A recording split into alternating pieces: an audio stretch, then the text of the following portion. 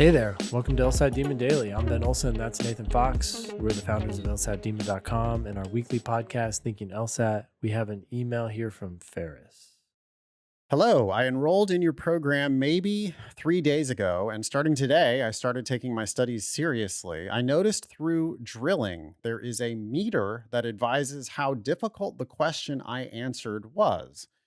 Is this accurate? I figured since everyone always talks about how tough the test is, they would all be level 5 questions on the actual test. Will there be easy questions on there? Or am I already studying ineffectively by thinking this? And should I treat every question for what it is and ignore the difficulty meter? That's Ferris. Thank you, Ferris. Yeah, don't overthink this. All the meter suggests is that more people tend to get these questions wrong as the meter goes up. So generally speaking, those questions are harder than the easier ones. But as I think I know what you're going to say, Nate, all the questions are easy. I just think that's the fundamental difference between what we do and what everybody else does. Yeah.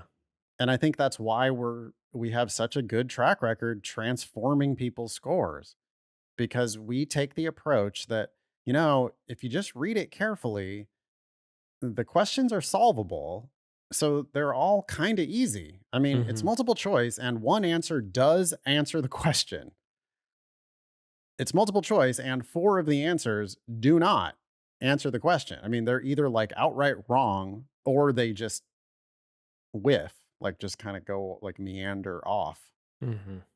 and don't like even address the question that's being asked.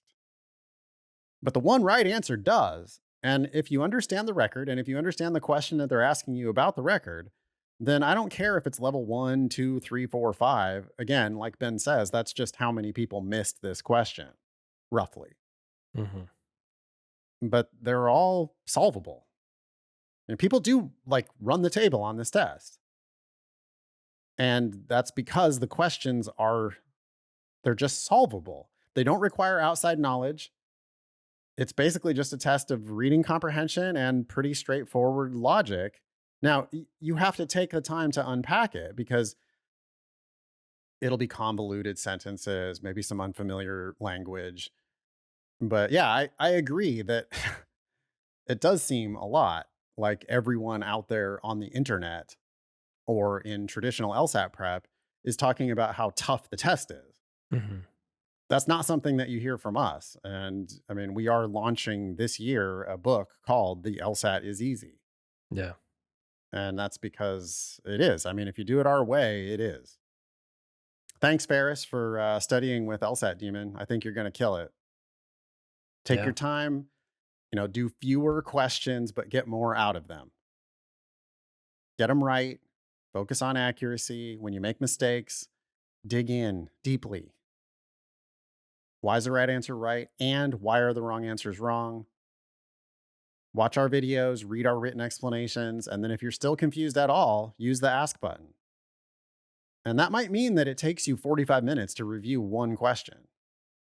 But if you ask for help and you get the help that you need and you feel that click, then it's just going to pay off because the test is so repetitive. Mm.